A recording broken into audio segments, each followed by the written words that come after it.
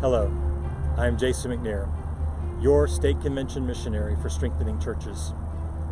For the last 10 years, I've been privileged to serve you in this capacity, and I'm excited about what God has been doing in and through the ministries of your state convention in churches across our two states. I'm standing here on the shores of Lake Coeur d'Alene in beautiful northern Idaho.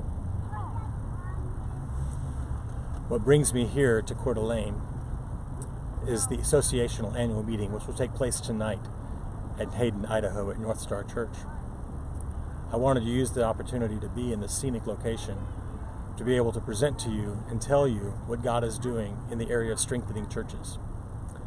We have some amazing work and some beautiful scenery in the place where we serve. And God has gifted us with some amazing people that love the Lord and serve Him faithfully week after week. But it's a hard place where we serve. I can look at the mountains and just think and imagine back in the day when many of our early pioneers came out here and started Baptist work in Utah and Idaho for the first time. This is a challenging place. There's no doubt about it. I think of names like Ira Marks and Harold and Opal Dillman and J.B. York, who laid the groundwork for what we now have as the Utah Idaho Southern Baptist Convention. Nearly 190 churches and missions serving together to expand the Great Commission in a very difficult place. God is doing great things here through the churches and its people, and we cannot do it without your support. I want to thank you for giving to the cooperative program. I want to thank you for being generous, giving over and above, and going beyond what's ever been in the record history of Utah, Idaho. Thank you for your support. We as your state staff do not take that support lightly, and we treasure every dollar that is given and pray that we use it faithfully to expand the kingdom work, both in Utah and in Idaho. I'm here now at a different part of Coeur d'Alene. This is a construction site. I have no idea what they're building here. Could be a church, could be a gas station.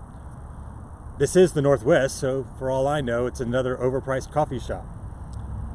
But along with the construction comes change. And that's what I wanted to take a couple of minutes to share with you about. Many of your communities where you live are going through changes as well. These changes are scary, and it means you might have to do things differently than you've ever done before. We, as your state convention staff, want to walk with you on that journey and assist you to navigate those changes as they happen. Allow us to be able to serve you and assist in the process of preparing for what God has in store for your community. Your community may not look the way that it did 5 years ago, and it won't look 5 years from now the way that it does now. So this construction site also reminds me of something else, something that we as a state convention are happy to celebrate. God is doing amazing work through Vacation Bible School ministry within our two states.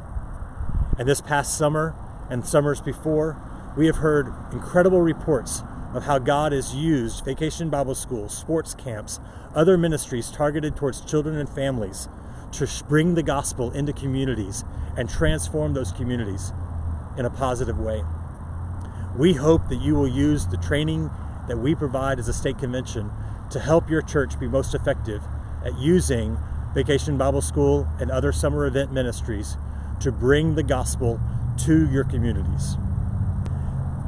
The theme for next year's Vacation Bible School in summer of 2020 will be concrete and cranes. It'll be located on construction sites just like this, where you will create these imaginary construction sites on your church campuses and equip kids to get excited about building their lives around what God has in store for them. God has big plans in the lives of your children, and the construction theme will be the avenue by which we bring the gospel into their hearts and lives, and to not only reach them, but also reach their families and help those families connect to your Sunday schools, small groups, and in the pews of your churches. As I come to the end of my report, I want you to know that this is not the end of our conversation. I look forward to reaching out to you and hearing from you about the needs that your church has. I hope that you will utilize the ministries of the Utah Idaho Convention and allow us to serve you in ways that will help you be more effective at bringing the gospel into your broken and hurting communities. As we talked about construction earlier, I hope you'll remember that things are changing in your communities. God has an amazing plan for what is in store for your future. But it might be that you're going to have to do things a little differently than you've done them before. Who would have thought a few years ago that we'd be giving our reports via video? But times change, methods change, and we need to do things differently and adapt in order to be prepared for those changes. Please reach out to us and let us know how we can assist you and better serve the churches of Utah and Idaho. May God bless you and your churches and the communities you serve.